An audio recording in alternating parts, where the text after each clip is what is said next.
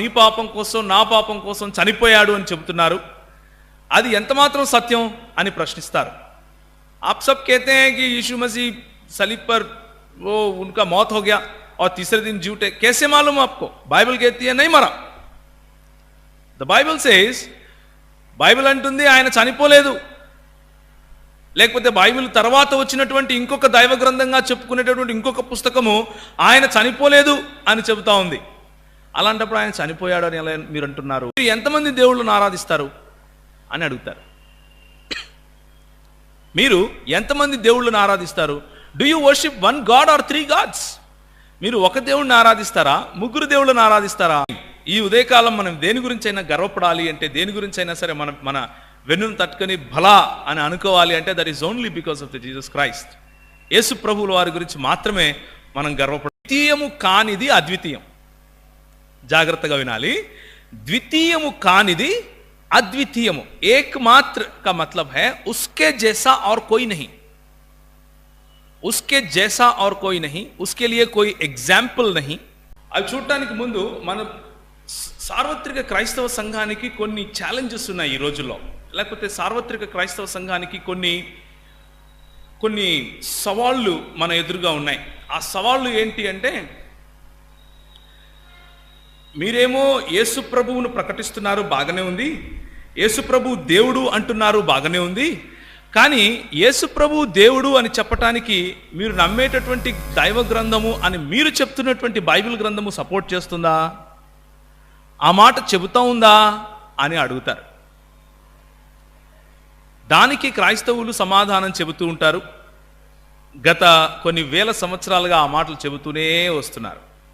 అయితే ఇంకొన్ని సమస్యలు కూడా ఉన్నాయి క్రైస్తవులకు. ఏంటంటే, और कुछ समस्याएं भी हैं. क्या है वो?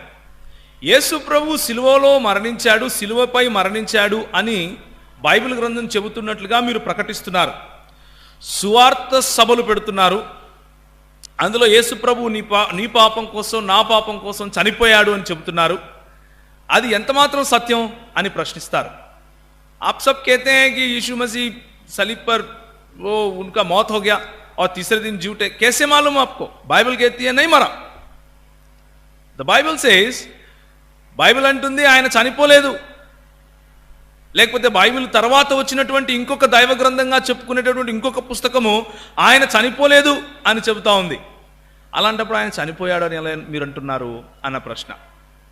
ఇలాంటి ప్రశ్నలు వేస్తూ క్రైస్తవులను మభ్యపెట్టే ప్రయత్నం చేస్తూ ఉంటారు కొంతమంది. క్రైస్తవులు ఇలాంటి ప్రశ్నలకు సమాధానం చెప్పాలి అని చెప్పి వారిని కార్నర్ చేసే ప్రయత్నం చేస్తూ ఉంటారు. వారిని ఒక రకమైనటువంటి భేదాభిప్రాయాలకు గురి చేసే ప్రయత్నం చేస్తూ ఉంటారు.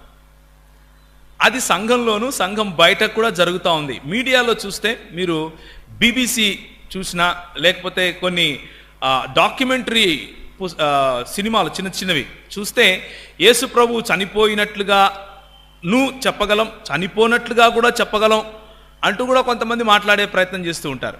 ఇదంతా ఎందుకు జరుగుతూ ఉంది అన్న విషయం మనం చూద్దాం. దాంతోపాటు ఇంకొక ప్రాముఖ్యమైనటువంటి సమస్య కూడా ఉంది. एक और बहुत ही जटिल समस्या है जो मसीह लोगों के सामने है. అదేంటి అంటే, మీరు ఎంతమంది దేవుళ్ళను ఆరాధిస్తారు అని అడుగుతారు. మీరు ఎంతమంది దేవుళ్ళను ఆరాధిస్తారు? Do you worship one God or 3 God's?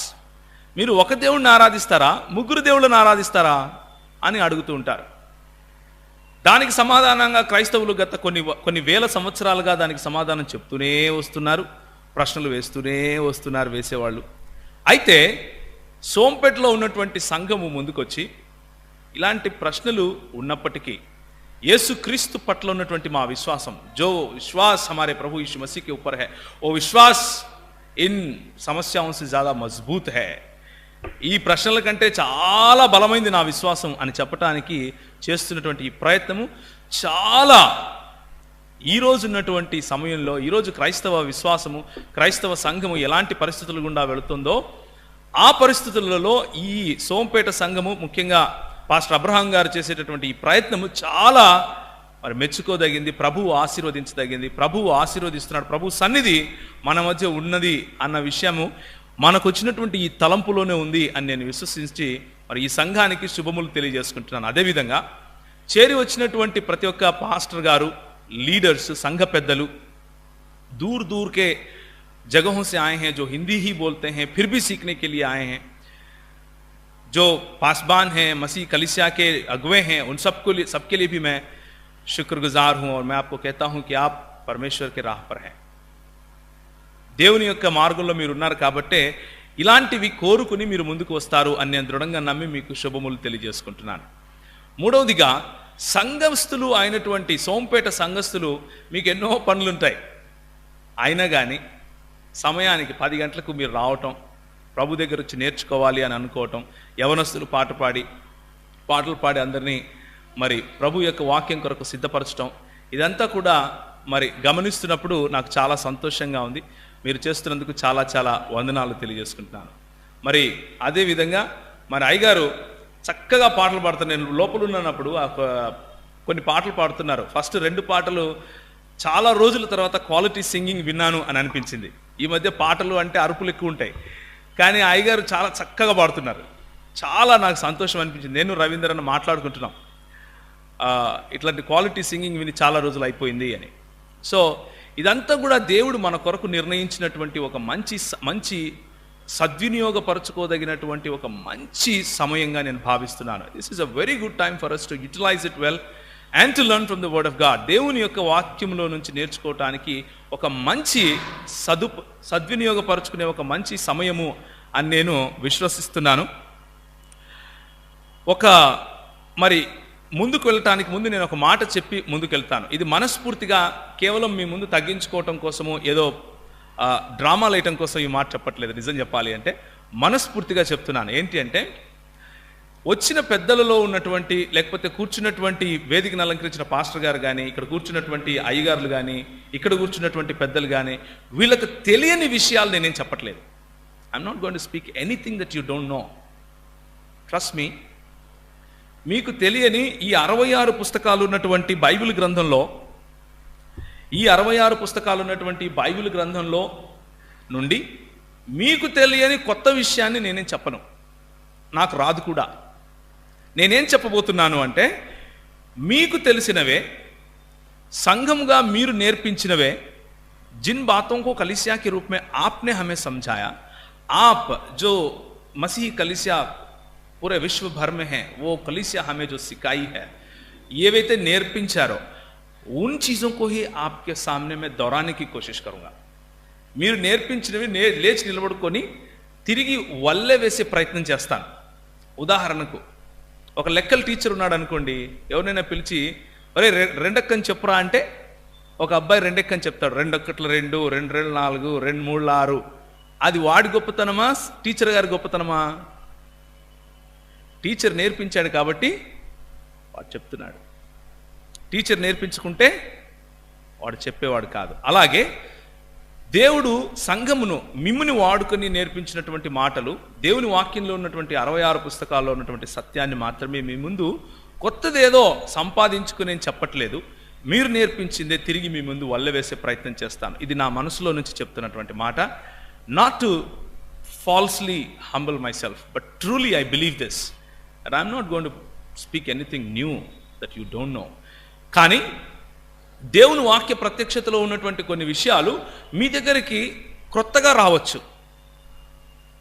परमेश्वर के वचन में से कुछ ऐसी चीजें हो सकती हैं जो हम बहुत बार पढ़ चुके हैं, उसके बावजूद वो एक बहुत ही नए सिरे से, बहुत ही फ्रेश तरीके से हमारे सामने आते हैं. మనకు తెలిసినవే అయినప్పటికీ కొన్నిసార్లు చాలా స్పష్టంగా, చాలా ప్రత్యేకంగా, చాలా నూతనంగా, తాజాగా మన దగ్గరికి వస్తాయి. అలాంటివి ఒకవేళ మీకు జరిగితే అది కేవలం దేవుడు మాట్లాడుతున్నాడు మీతో. అంతేకాని అందులో నేను కానీ, లేకపోతే రవీంద్ర గారు కానీ ఇక్కడ నిలబడుకొని మాట్లాడే వాళ్ళ గొప్పతనం ఏమీ లేదు అన్న విషయాన్ని మీరు దయచేసి గుర్తుంచుకోండి. So if there is anything that we should boast this morning, ఈ ఉదయకాలం మనం దేని గురించి అయినా గర్వపడాలి అంటే, దేని గురించి అయినా సరే మన వెన్నును తట్టుకొని భలా అని అనుకోవాలి అంటే, that is only because of the Jesus Christ. యేసు ప్రభువుల వారి గురించి మాత్రమే మనం గర్వపడాలి. యేసు ప్రభు గురించి మాత్రమే మనం సంతోషించాలి. యేసు ప్రభు చూపించినటువంటి ప్రత్యక్షతల కారణంగా మాత్రమే మనం సంతోషించాలి. We should only boast in our Lord Jesus Christ. మరి ఎక్కువ సమయము నేను వృధా చేయకుండా కొన్ని విషయాలను మీ ముందుకు తీసుకొని వస్తాను. బైబిల్ గ్రంథంలో నుంచి కొన్ని విషయాలను నేను మీకు తెలియజేసే ప్రయత్నం చేస్తాను. బైబిల్ గ్రంథంలో యేసు ప్రభు వారి దగ్గరికి వచ్చి ఒకడు అన్నాడు. ఏమని అంటే, ఈ లోకంలో అన్నిటికంటే గొప్పది అయినటువంటి ఆజ్ఞ ఏది అని అడిగాడు. What is the most prominent, the most important commandment that you should obey? నువ్వు చేయవలసినటువంటి అతి ప్రాముఖ్యమైనటువంటి ఆ ఆజ్ఞ ఏమిటి అని అడిగితే యేసుప్రభు వారు చాలా చక్కగా ఒక మాట అన్నారు. ఆయన ఉన్నప్పుడు ఆయన వాడినటువంటి భాషలో ఈ విధంగా చెప్తారు. ఇష్మా ఇస్రాయిల్ యాహ్వే ఎలోహిను యాహ్వే ఎహాద్ అని అన్నాడు. అంటే ఇస్రాయేలు వినుము, నీ దేవుడైన యెహోవా అద్వితీయుడగు యెహోవా. నీ దేవుడైన యెహోవాను నీ పూర్ణ ఆత్మతోనూ పూర్ణ శక్తితోనూ పూర్ణ మనస్సుతోనూ ఏం చేయాలి? ఆరాధించాలి, సేవించాలి, లేక ప్రేమించాలి. దేవుడు ఒక్కడు. We have only one God. మన దేవుడు అద్వితీయుడు అయినటువంటి దేవుడు. ద్వితీయోపదేశకాండము 6వ అధ్యాయము, డ్యూటెరానమీ చాప్టర్ 6 వర్స్ 4. ద్వితీయోపదేశకాండము 6వ అధ్యాయము 4వ వచనం ఒకసారి చూస్తే చక్కగా హెబ్రీ భాషలో నేను పలికిన విధంగా ఉంటుంది. ఏమని ఉంటుంది అంటే, ఇష్మా ఇజ్రాయేల్ యాహ్వే ఎలోహిను యాహ్వే ఎహాద్ అని ఉంటుంది. అంటే ఇజ్రాయేలు వినుము, నీ దేవుడైన యెహోవా, ఏ ఇజ్రాయేల్ సున్, తేరా యెహోవా ఏక్మాత్ర పరమేశ్వర్ హై, ఒకడే అద్వితీయుడు అయినటువంటి దేవుడు. అద్వితీయుడు అన్నటువంటి మాటను ఒకసారి ఆలోచించే ప్రయత్నం చేద్దాం. ఏంటి అద్వితీయుడు అంటే అన్న విషయాన్ని చూద్దాం. తెలుగు భాషలో చక్కగా అనువదించారు. They translated it very well in Telugu. అద్వితీయుడు అన్న విషయం, అద్వితీయుడు అన్నదానికి అర్థం ఏమిటి అంటే, ఆయనను పోలిన వాడు ఇంకొకరు లేరు అని అర్థం. There is no one that can be matched to him. No other being, no other creation, no other God, no other anything in this world can be given as an example to our God. దేవుని వంటి ఇంకేది లేదు అని చెప్పటం. ద్వితీయము కానిది అద్వితీయం. జాగ్రత్తగా వినాలి. ద్వితీయము కానిది అద్వితీయము. ఏకమాత్ర का मतलब है उसके जैसा और कोई नहीं. उसके जैसा और कोई नहीं, उसके लिए कोई एग्जाम्पल नहीं, उसके समान कोई और नहीं, उसके समान कोई सोच नहीं सकता, उसके समान कोई बात नहीं कर सकता, उसके समान उपस्थिति में और कोई नहीं है. ఆయన వంటి ఉనికి కలవాడు ఇంకొకడు లేడు. ఉదాహరణకు నేను కొన్ని ఉదాహరణలు చెప్తాను మీకు. దేవుడు అనగానే, ద డాక్ట్రిన్ ఆఫ్ గాడ్ అనగానే మనకు గుర్తొచ్చేటివి ఏంటంటే, ఆయన సర్వశక్తిమంతుడై ఉండాలి. అవునా కాదా? సర్వశక్తిమాన్ పరమేశ్వర్ హోనా చాహియే. సర్వశక్తిమంతుడు కానివాడు దేవుడు అవుతాడా? ఉదాహరణకు, okay, let's talk about this. దేవుడు తను కూడా ఎత్తలేనటువంటి బరువు గల రాయిని చేయగలడా? ఏమంటారు? Can God create a rock that he himself cannot lift? ఏమంటారు? దేవుడు తను సైతం ఎత్తలేనటువంటి బలము లేకపోతే బరువు గల రాయిని తయారు చేయగలడా? ఏమంటారు? ఆయన చెయ్యగలడా చెయ్యలేడా కాదు, ఆయన చెయ్యడు. You understand what I mean? సర్వశక్తిమంతుడు అంటే దాని అర్థము తన ఇష్టం వచ్చింది తన క్యారెక్టర్, తన ఉనికిలో మాత్రమే చెయ్యగలడు అని అర్థం. తన ఉనికిలో, తనకున్నటువంటి తన ఉనికిలో, తన మారల్ క్యారెక్టర్లో ఏదైతే ఆయన చేయగలడో అవన్నీ చేయగలడు అని. ఉదాహరణకు, దేవుడు అబద్ధం ఆడగలడా? కెన్ గాడ్ లై? కెన్ గాడ్ లై? నో. ఆయన సర్వశక్తిమంతుడా? ఎస్. మరి సర్వశక్తిమంతుడు అయితే ఎందుకు అబద్ధం ఆడలేడు? ఆయనకు అబద్ధం ఆడడం చేతరాదా? చేతరాదు కాదు, చెయ్యడు. ఎందుకు? He is not just omnipotent. ఆయన సర్వశక్తిమంతుడు మాత్రమే కాదు, కానీ హీఈస్ ఆల్సో ఆమ్నిబినవలెంట్. అంటే ఆయన యందు మంచి మాత్రమే ఉంది, చెడు అన్నది లేదు. These are all characters basic foundations of our God.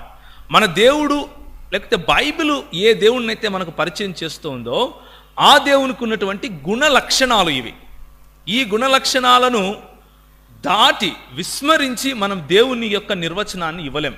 हम परमेश्वर का निर्वचन नहीं दे सकते, उसका डेफिनेशन नहीं दे सकते if we deny these fundamental truths. చాలా పునాది వంటి సత్యములు ఇవి. దేవుడు సర్వశక్తిమంతుడు, దేవుడు సర్వమందును మంచివాడు, ఆయన యందు చెడు ఉండటానికి వీలు లేదు. చెడు ఉంటే దేవుడు కాడు. రైట్. నెంబర్ 3, దేవుడు సర్వవ్యాప్తము గలవాడు, ఆయన అన్ని చోట్ల ఒకే సమయంలో ఉండగలవాడు. సర్వాంతర్యామి కాదు. జాగ్రత్తగా వినాలి, మన దేవుడు సర్వాంతర్యామి కాదు. మైకులో ఉండడు, బొమ్మలలో ఉండడు, ఇండ్లలో ఆయనకు స్థానం సరిపోదు, గుడులు గోపురాలకు ఆయన చెందినవాడు కాదు. ఆయన సర్వ అంతర్యామి కాదు, కానీ సర్వవ్యాపి. సర్వవ్యాపి అంటే ఆమ్ని ప్రెజెన్స్. ఆయన యొక్క సన్నిధిని దాటుకొని నువ్వు ఎక్కడికి వెళ్ళలేవు. You cannot hide from him. ఆయన కన్నులు నిన్ను చూడలేని ప్రదేశం ఏది లేదు. ఆయన కన్నులు నువ్వు దుప్పటి కింద ఉన్నా చూస్తాయి, నువ్వు బాత్రూంలో ఉన్నా చూస్తాయి, నువ్వు గుళ్ళో ఉన్నా చూస్తాయి, నువ్వు ఆరాధనలోనూ చూస్తాయి. ఆయన సన్నిధి నిన్ను పట్టుకోలేని ప్రదేశం లేదు. నువ్వు ఏరోప్లేన్లో వెళ్తున్నా కానీ ఆయన సన్నిధిని అనుభవించగలవు. నువ్వు ఇంట్లో ఉన్న ఆయన సన్నిధిని అనుభవించగలవు. నువ్వు చచ్చిపోయి బొందలో నిన్ను పెట్టినా కానీ అక్కడ కూడా ప్రభు యొక్క సన్నిధి నీ ఆత్మ అనుభవించగలడు. ఇది సర్వవ్యాప్తం. దేవుడు సర్వాంతర్యామి కాదు, కానీ దేవుడు మనుష్యులలో ఉండువాడు. ఇంకొక మాట జ్ఞాపకం ఉంచుకోవాలి, దేవుడు ప్రాణము లేని నిర్జీవములైనటువంటి ఈ పదార్థాలలో ఉండడు, జంతువులు పశుపక్షాదులలో ఉండడు. కానీ ఆయన జీవాత్మ ఊదగా నరుడేమయ్యాడు? జీవాత్మ అయ్యాడు. దేవుడు తన ఆత్మ ఊదగా నరుడేమయ్యాడు? జీవాత్మ అయ్యాడు. ఆ జీవాత్మ అయినటువంటి మనిషిలో మాత్రం ఉండగలడు. ఆయన ఉంటాడు. ఎందుకు అంటే he wanted it like that. ప్రభువు మనలో ఉండగలడు, ఆయన ఉంటాడు.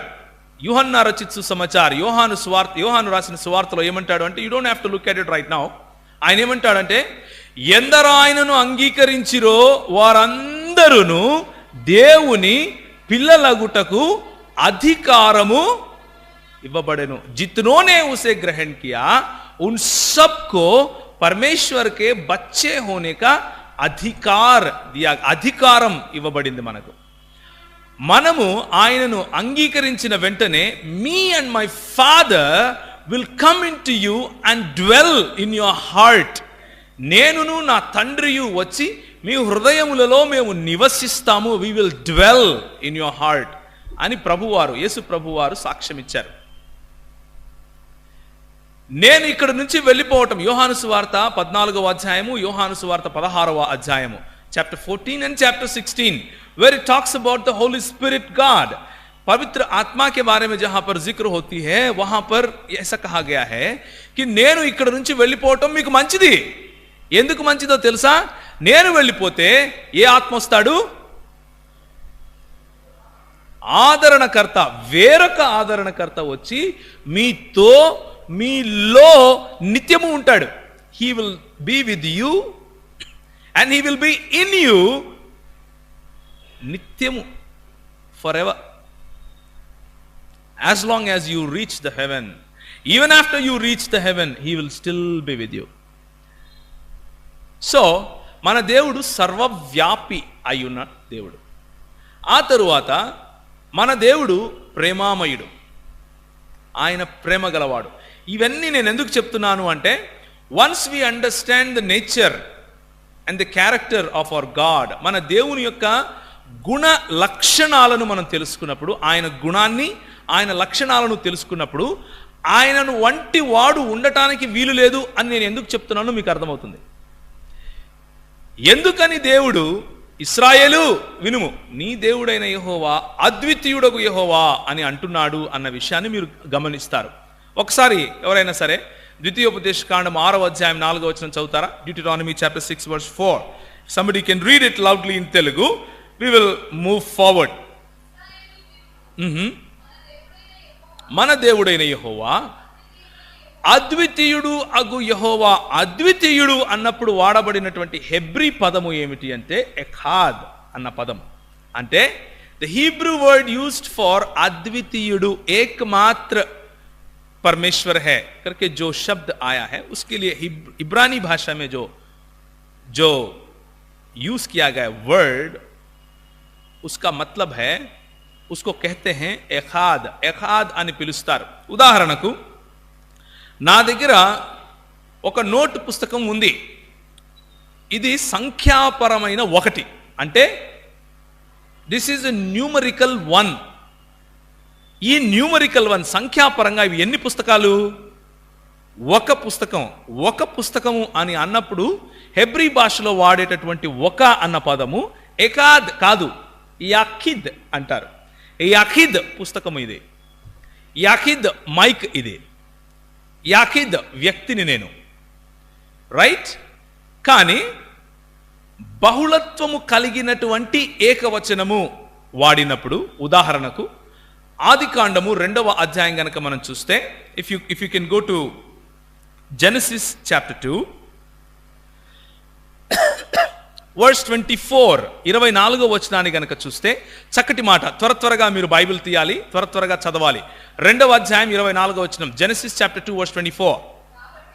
కాబట్టి పురుషుడు తన తండ్రిని తన తల్లిని విడిచి తన భార్యను హత్తుకొనును, వారు ఏక శరీరమై ఉందురు. ఏక అన్నప్పుడు ఇక్కడ ఎన్ని? ఏక అంటే 1, కానీ ఇక్కడ వాడిన పదము కూడా ఎకాద్ అనే, యాఖిద్ కాదు.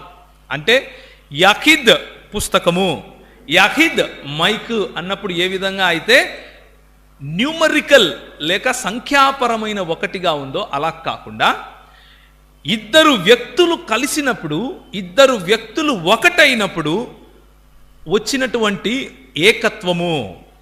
అర్థమవుతుందా ఇప్పుడు? ఏకత్వము, ఒంటరితనము కాదు. ఏకత్వమును గురించి మాట్లాడినప్పుడు వాడే పదమును ఎకాద్ అంటారు. The word used here signifies that there is a consummate unity. It's a word used for the unification of more than one object or persons or concepts.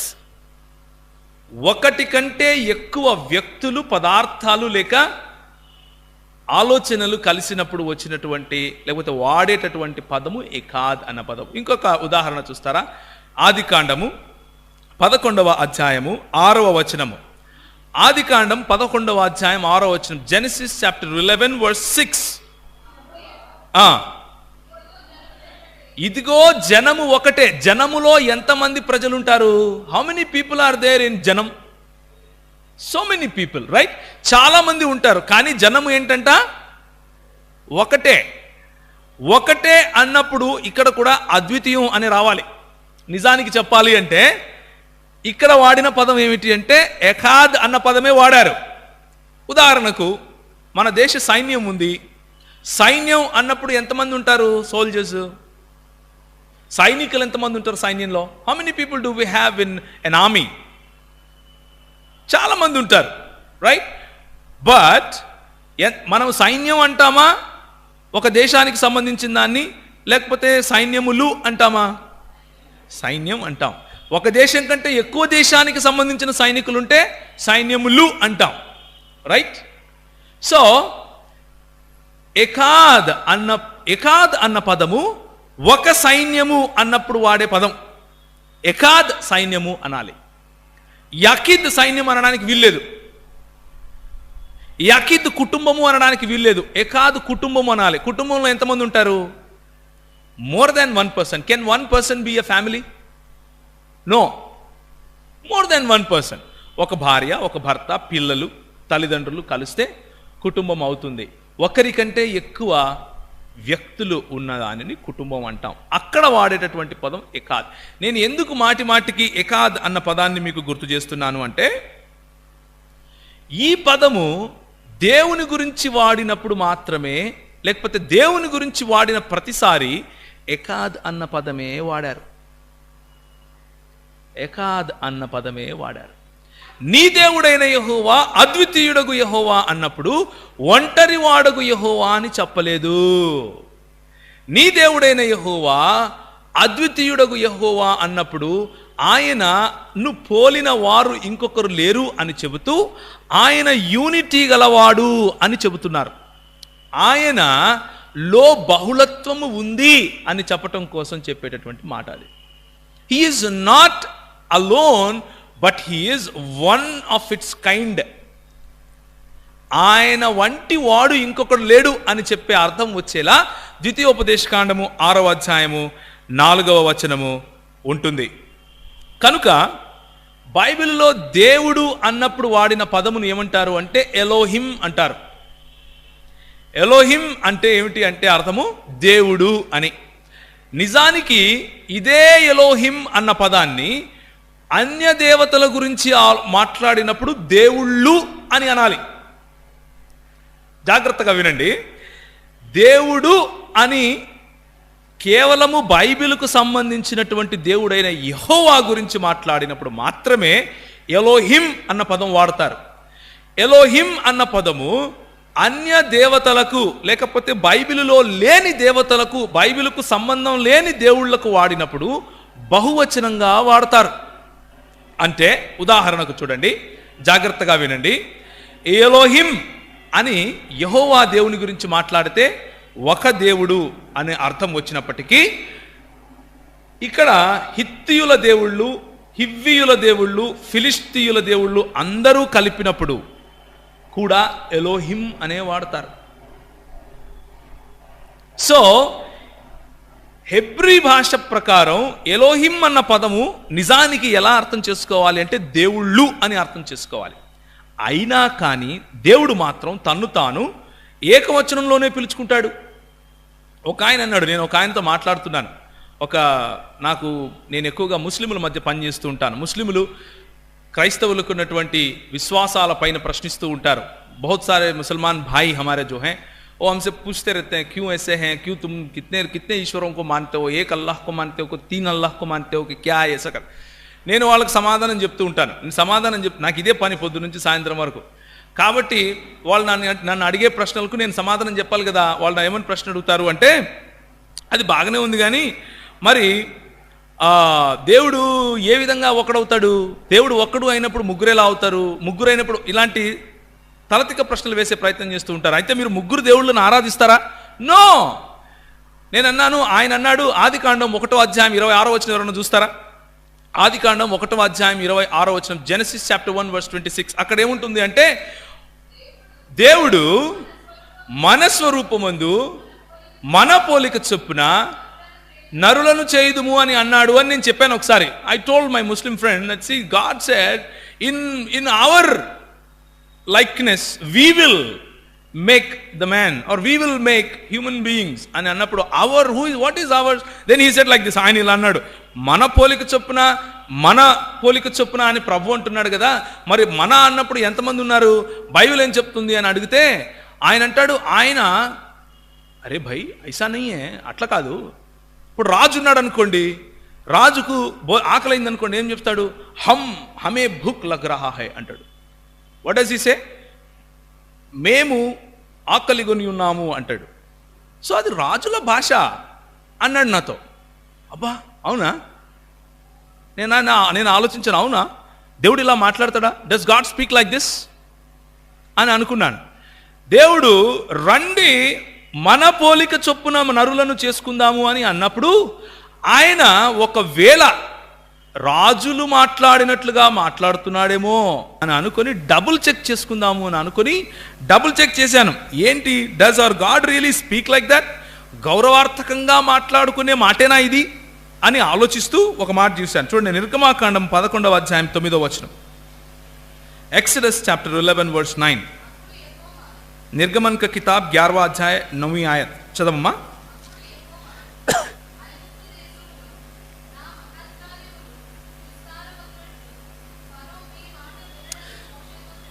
నా మహత్కార్యములు అంటున్నాడా, మా మహత్కార్యములు అంటున్నాడా, హమారే అంటున్నాడా, మేరే అంటున్నాడా? నా మహత్కార్యములు. అవునా? ఇంకొక మాట చూద్దాం, ఒకవేళ నేను తప్పుగా చదివానేమో. ఇదే నిర్గమాకాండం 34వ అధ్యాయం చూడండి, 8వ వచనం. Chapter 34 verse 8.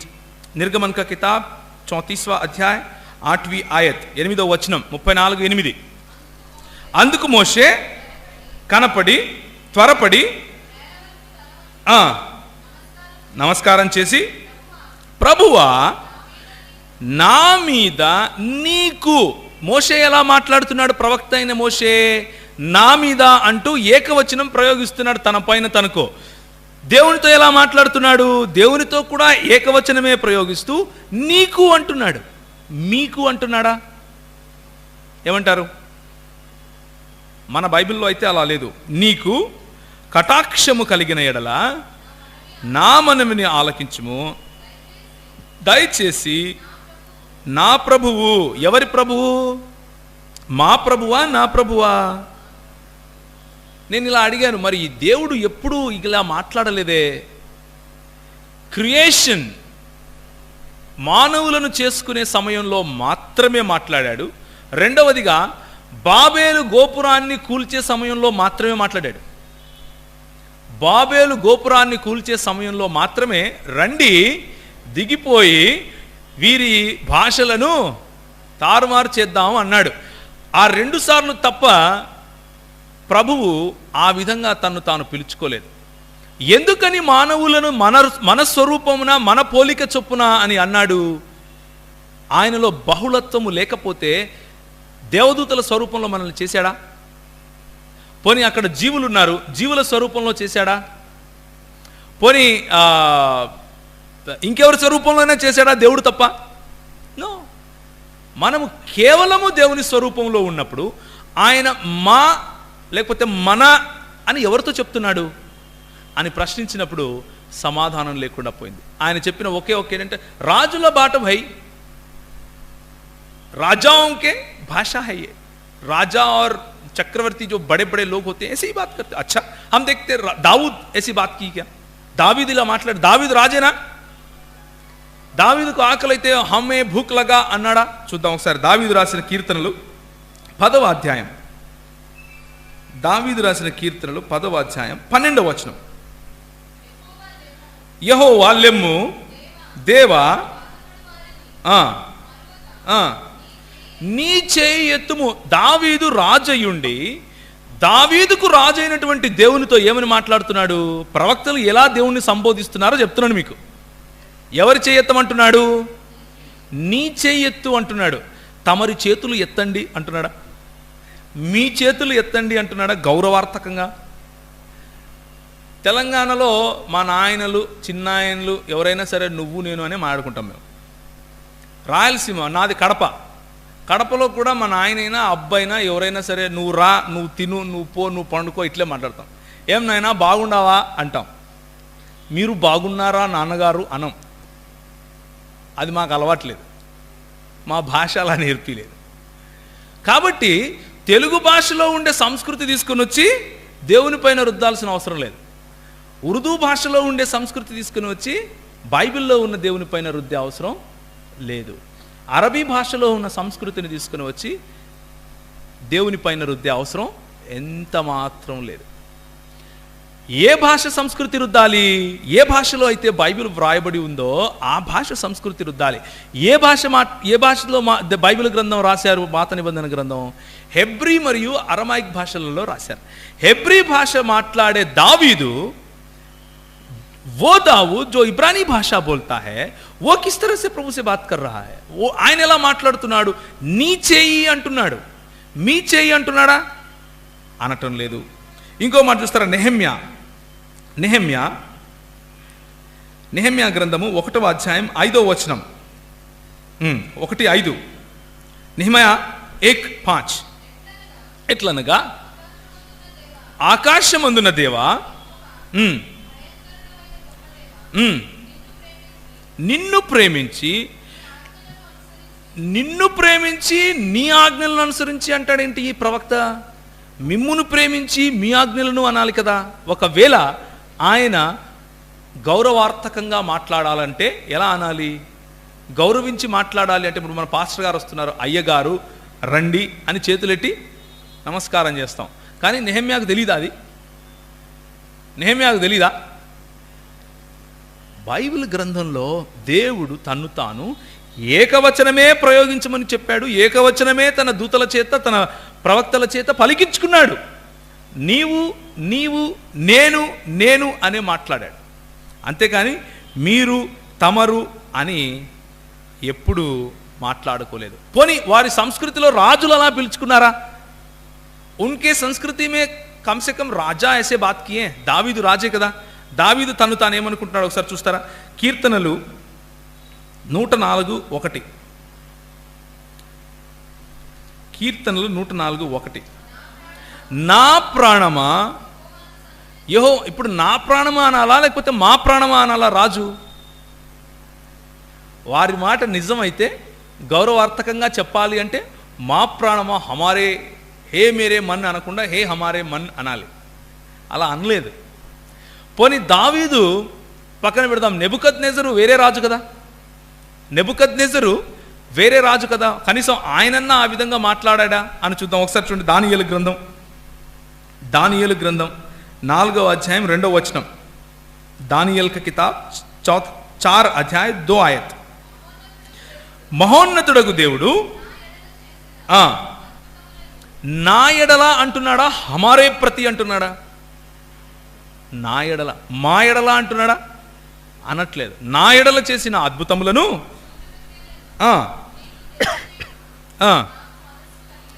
నాకు మనసు కలిగెను. ఇప్పుడు ఈ నేపథ్యంలో first thing we understood is, మొట్టమొదటిగా మనం ఏమర్థం చేసుకున్నామంటే దేవుడు యాహ్వే ఎలోహిను, యాహ్వే ఎఖాద్ అని తను తాను గురించి చెప్పుకున్నాడు. అంటే నీ దేవుడైన యెహోవా అద్వితీయుడు అని చెప్పుకున్నాడు.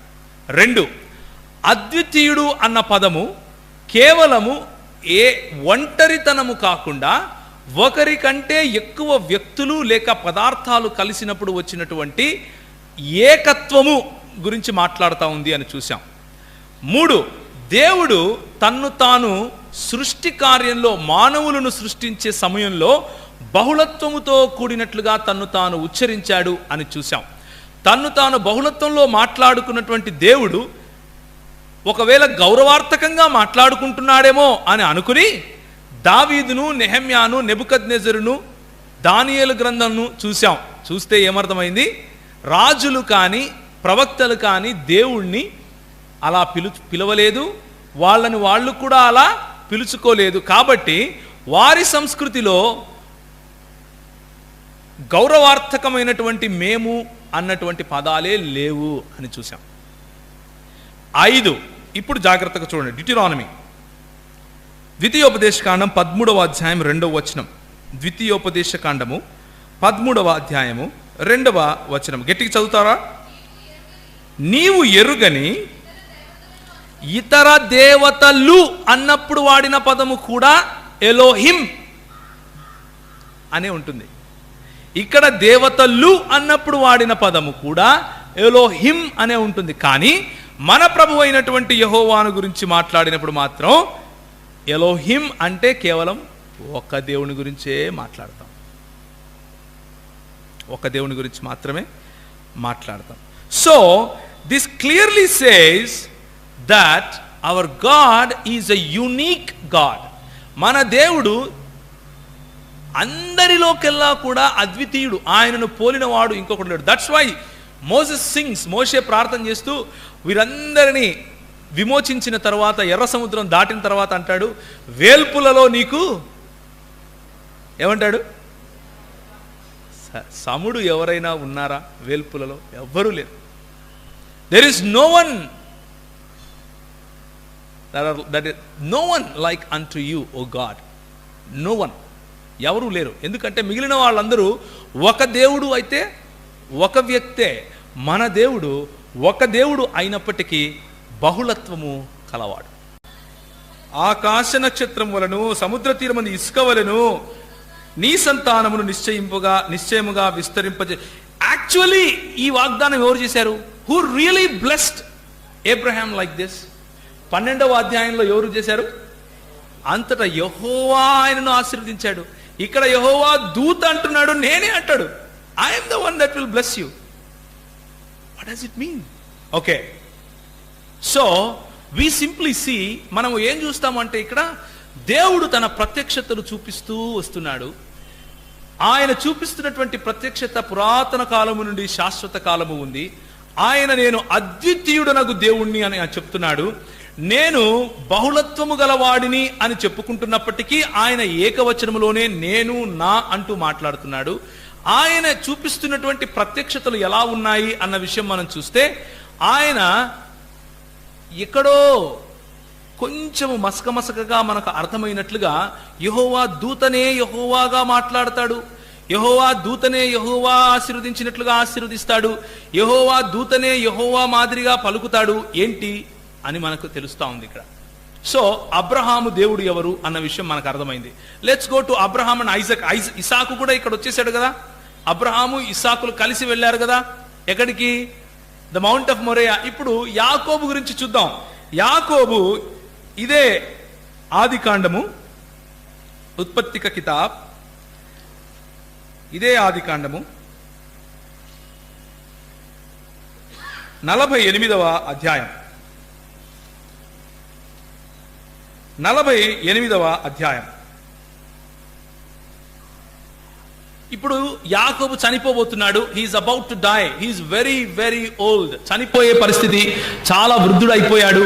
చాలా వృద్ధుడైపోయినటువంటి ఈ యాకోబు తన కుమారులను పిలిచి తన కుమారులతో ఈ విధంగా మాట్లాడుతున్నాడు. ఏమని మాట్లాడుతున్నాడంటే, అతడు యోసేపును దీవించి, తన కుమారుడైనటువంటి యోసేపును పిలిచి ఆయన్ని దీవించి చెప్తున్నాడు, నా పితరులైన అబ్రహాము ఇస్సాకులు ఎవని ఎదుట నడుచుచుండిరో ఆ దేవుడు. He is now defining who is this God.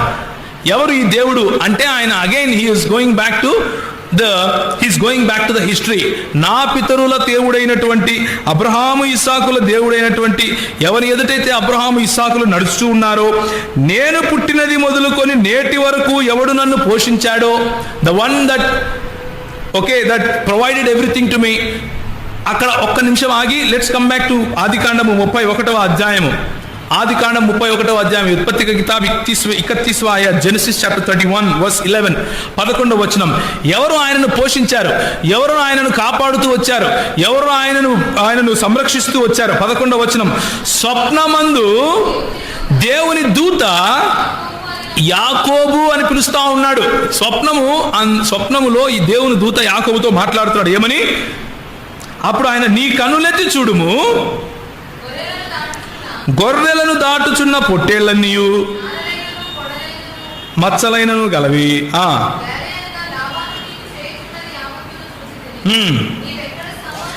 నీవు ఎక్కడ స్తంభము మీద నూనె పోసితివో,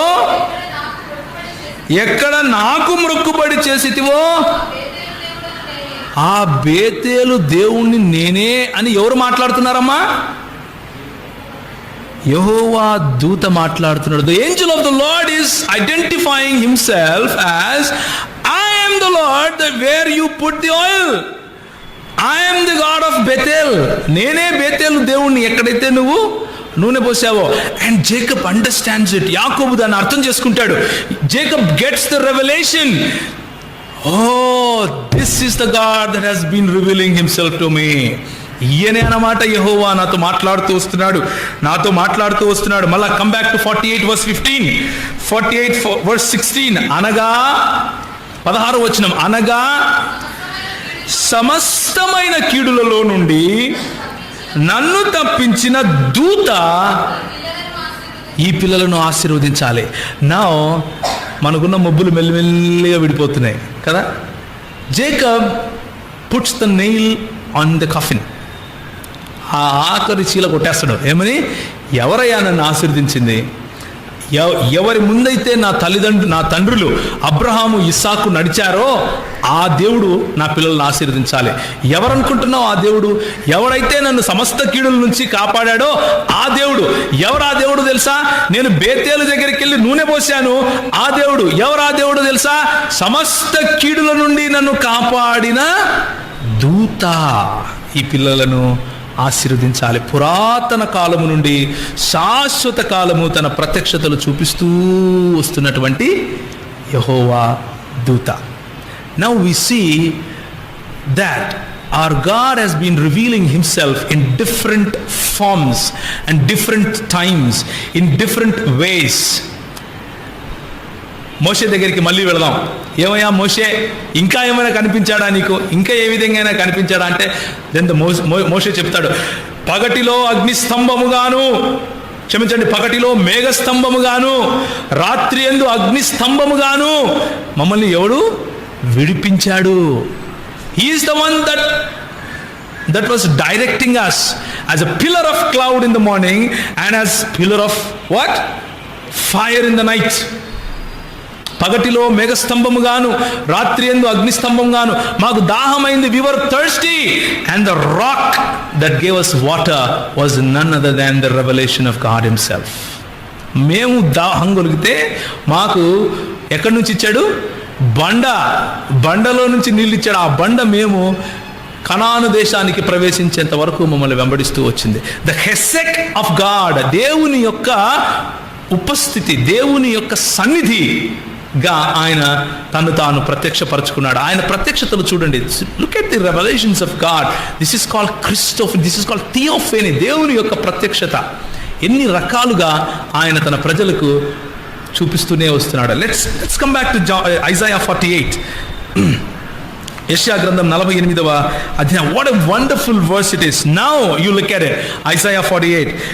ఆది నుండి నేను రహస్యముగా మాట్లాడిన వాడిని కాను. Do you understand now that he never spoke to us in secret. ఆయన రహస్యంగా ఏం మాట్లాడలేదు. He showed himself as what? The angel of the Lord. He showed himself as the rock that gave us the water. He showed himself as the fire. He showed himself as the cloud. He showed himself as what not. ఎన్ని రకాలుగా కావాలంటే అన్ని రకాలుగా ఆయన తన ప్రత్యక్షతను చూపిస్తూ వచ్చాడు. పగటిలో మేఘస్తంభం, రాత్రిలో అగ్నిస్తంభం, జలమిచ్చే రాయి కదా, దేవుని యొక్క సన్నిధి, దేవుని యొక్క మహిమ అనే మేఘము, the Shekinah glory of God. What not, the angel of the Lord. దేవుని యొక్క దూతగా ఆయన తన ప్రత్యక్షతలు చూపిస్తూ వచ్చాడు. ఎప్పటి నుంచి తెలుసా? ఆది నుండి నేను రహస్యముగా మాట్లాడిన వాడను కాను, అది పుట్టిన కాలము మొదలుకొని నేను అక్కడ ఉన్నవాడను. ఏది పుట్టిన కాలం మొదలుకొని? ఆది అన్నది పుట్టక ముందు నుంచి నేను ఉన్నాను. Before the time was, I am there. You understand now? సమయము అన్నది పుట్టక ముందు నుంచి నేను ఉన్నాను అక్కడ. Even before you know the time, if you go back, ఏది ఎప్పుడు పుట్టింది అని ప్రశ్నలు వేసుకుంటూ పోతే ఆఖరిగా ఎక్కడికి వస్తావో ఫలానా రోజు అని, దానికంటే ముందు నుంచి నేను అక్కడ ఉన్నాను. Now come back to the character of God, the nature of God. Our God is beyond the time, the space and matter. మన ప్రభువు సమయానికి, పదార్థానికి, ప్రదేశానికి అతీతుడై ఉన్నాడు. He don't need a time to say that I was and I will be like this and I am like this today. నేను ఈరోజు ఇలా ఉన్నాను, నిన్న అలా ఉండేవాడిని, రేపు అలా ఉంటాను అని చెప్పాల్సిన అవసరత మన ప్రభువుకు లేదు. ఆయన ఏమంటాడు? నిన్న నేడు నిరంతరము ఏకరీతిగా ఉన్నవాడను. I'm that I'm. మళ్ళీ నిర్గమకాండం 3వ అధ్యాయం. What does he say? ఆయన అడుగుతాడు, అయ్యా నేను ఏం చెప్పాలి? What should I say to the people that you are sending me to? నువ్వు పంపిస్తున్నావు, బాగానే ఉంది, వాళ్ళు నన్ను అడుగుతారు ఎవరు ఆయన అని, నేనేం చెప్పాలి? What does he say? నేను ఉన్నవాడను. అనువాడనే ఉన్నాను. I am that I am. I don't need a time to tell you where I was and how I was. I don't need a matter to tell you how I was and what I am. I don't need a name to tell you who called me when there was no one. ఎవరు లేనప్పుడు నన్ను ఎవరు పిలిచారయ్యా నాకేమైనా పేరు పెట్టుకోవటానికి? Do you think somebody was Praveen ఉన్నాడా ఓ దేవా ఇలా రాని పిలవటానికి? Think about it. Who called God when nobody was there? సృష్టి లేనప్పుడు దేవుణ్ణి పిలవటానికి ఎవరున్నారు? ఆయనకు పేరు అవసరమా? ఆయనకు పేరు అవసరమా? ఆయనకు కాదు పేరు, మనకు అవసరం ఆయన ఎవరు తెలుసుకోవాలని. అది మనకున్న సమస్య. అందుకనే ప్రభు అంటాడు నేను ఉన్నవాణ్ణి. I am that I am. Right now let's move forward. Judges అంటే న్యాయాధిపతులు 2వ అధ్యాయం 1వ వచనం. చక్కటి మాట, నేను ముగిస్తాను, ఇంకొక 10 నిమిషాల్లో ముగిస్తాను. యెహోవా దూత గిల్గాలు నుండి బయలుదేరి బోకీమునకు వచ్చి నేను మిమ్మును, యెహోవా దూత మాట్లాడుతున్నాడు. ఏమని మాట్లాడుతున్నాడు? నేను మిమ్మును ఐగుప్తులో నుండి రప్పించి మీ పితరులకు ప్రమాణము చేసిన దేశమునకు మిమ్మును చేర్చి.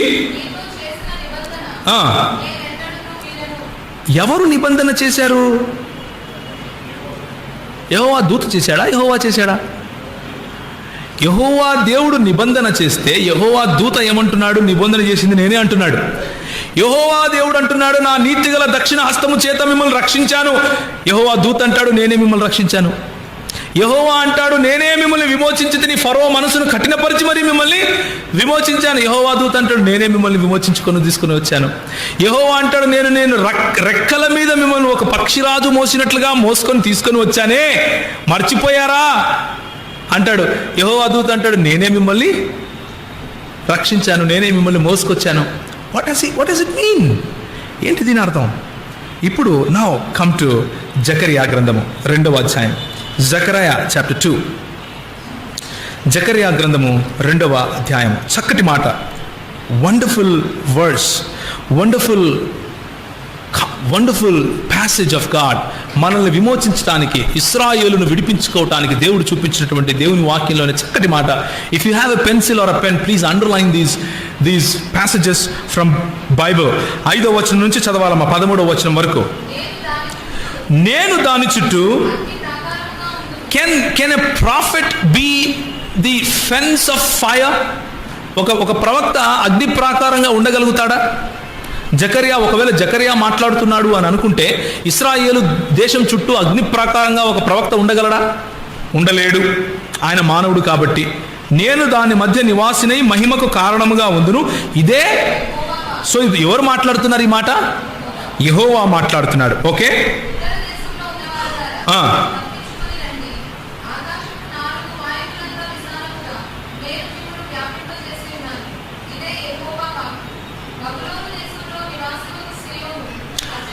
పదవ వచనం చదవమ్మా డైరెక్ట్గా.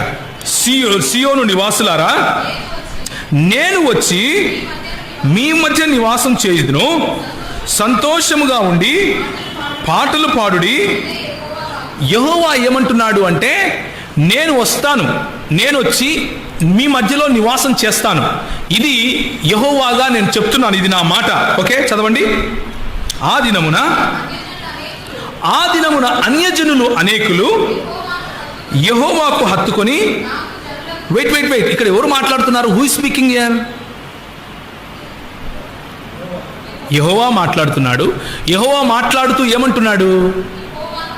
యెహోవాను హత్తుకొని. ఇదేంటి? మాట్లాడే యెహోవా ఏమంటున్నాడు అంటే నేను మీ మధ్యకు వచ్చి ఉంటాను. Jehovah who is speaking is saying, I will come amidst of you. You will embrace Jehovah and you will become my people. నేను మాట్లాడే యెహోవాను మీ మధ్యకు వస్తాను, మీరు యెహోవాను హత్తుకుంటారు. యెహోవాను హత్తుకోవడం కారణంగా మీరు నా ప్రజలు అవుతారు, నాకు జనులు అవుతారు. ఓకే చదవండి ఇంకా ముందు. నేను మీ మధ్య నివాసము చేతును. అప్పుడు యెహోవా నన్ను మీ వద్దకు పంపి ఉన్నాడని. Jehovah that is speaking, the Lord that's speaking is saying that then you will know that the Lord has sent me. Wow, what is this? Are we seeing a Jehovah that was sent by Jehovah? యెహోవా చేత పంపబడిన యెహోవాను మీరు చూస్తున్నారా? That's what the word is saying. Can you continue? చదవమ్మా.